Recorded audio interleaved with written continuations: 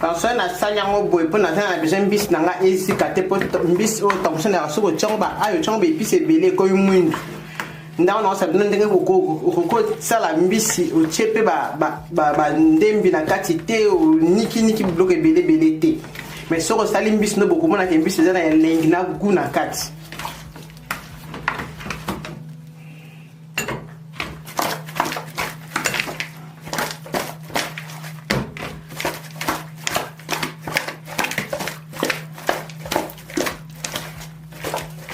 Le même mélange aux épices, c'est là on est moi. Ma rose et d'abord mélange aux épices na tien na 4. Donc bobo sanate ko s'abonner, bobo sanate ko aimer, bobo sanate ko partager vidéo na biso. Donc le toujours quand na kaka mbisi nda on a dit bino lelo. Parce que cette mbisi na biso fanda, toujours dans 2 minutes pour na oleka, pour na okalinga ngobo mona ndenge nini ko bela.